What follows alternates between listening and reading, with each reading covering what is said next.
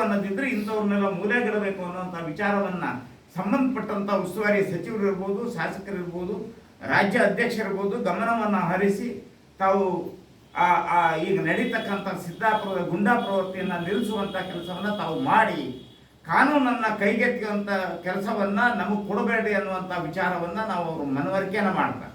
ಜೊತೆಗೆ ಈಗಾಗಲೇ ತೋಟಪ್ಪ ಅವರು ಹೇಳಿದ ಹಾಗೆ ಜನಸಂಖ್ಯೆಯ ಸಿಂಗಲ್ ಜನಸಂಖ್ಯೆಯಲ್ಲಿ ನಾಮಧಾರಿಗಳನ್ನು ಈ ತಾಲೂಕಿನಲ್ಲಿ ಬಿಟ್ಟರೆ ದ್ವಿತೀಯ ಸ್ಥಾನದಲ್ಲಿ ಒಕ್ಕಲಿಗ ಸಮುದಾಯನೇ ಇರೋದು. ದ್ವಿತೀಯ ಸ್ಥಾನದಲ್ಲಿ ರಾಜಕೀಯವಾಗಿ ಅವರೇನು ವಿಶೇಷವಾಗಿ ಮೈಮೇಲೆ ಬಿದ್ದು ಬರ್ತಕ್ಕಂಥ ಸಮುದಾಯ ಅಲ್ಲ. ಗಲಾಟೆ ಮತ್ತೊಂದರಲ್ಲಿಯೂ ಅವ್ರು ಯಾವುದಕ್ಕೂ ವಿಶೇಷವಾಗಿ ಬರಲ್ಲ. ಅವರು ವೃತ್ತಿ ಆಯ್ತು, ಅವ್ರ ಜೀವನ ಆಯ್ತು, ಅದನ್ನಷ್ಟೇ ಮಾಡ್ಕೊಂಡು ಹೋಗ್ತಕ್ಕಂಥ ಈ ಒಕ್ಕಲಿಗ ಸಮುದಾಯದ ಮೇಲೆ ಈ ರೀತಿಯ ಗುಂಡಾ ಪ್ರವೃತ್ತಿಯನ್ನು ಮಾಡೋದನ್ನ ನಾವ್ಯಾರೂ ಸಹಿಸಲಿಕ್ಕೆ ನಾವು ತಯಾರಿಲ್ಲ. ನಾವು ಅದನ್ನು ಪ್ರತಿಭಟಿಸುವಂಥ ಮಾರ್ಗ ಇರ್ಬೋದು, ಇನ್ನು ಬೇರೆ ಯಾವುದೇ ಮಾರ್ಗದಲ್ಲಿ ಆದರೂ ಅದನ್ನು ತಡೆಯೋ ಸಾಮರ್ಥ್ಯ ನಮಗಿದೆ ಅಂತ ಹೇಳ್ತಾ ನನ್ನ ಮಾತನ್ನು ಮುಗಿಸ್ತಾ ಇದ್ದೀನಿ.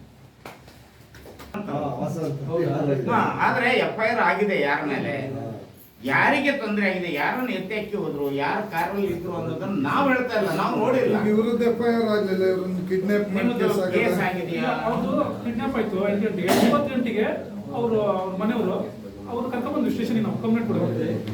ಪೊಲೀಸರು ನಾವು ಫೋನ್ ಮಾಡಿದ್ರೆ ಪೊಲೀಸರಿಗೆ ರಿಸೀವ್ ಮಾಡಿ ಮಾತಾಡ್ತಿಲ್ಲ. ಪೊಲೀಸರಿಗೆ ಯಾವುದೋ ಪೊಲೀಸರಿಗೆ ಫೋನ್ ಮಾಡ್ತಾನೆ, ಇದು ಬ್ಲಾಕ್ ಅಧ್ಯಕ್ಷ ಫೋನ್ ಮಾಡ್ತಾನೆ, ಇಲ್ಲ ಅವ್ರನ್ನ ಕರ್ಕೊಂಡ್ಬಂದು ಬಿಡ್ತೀವಿ ಹೇಳ್ತಾರೆ. ಅವರು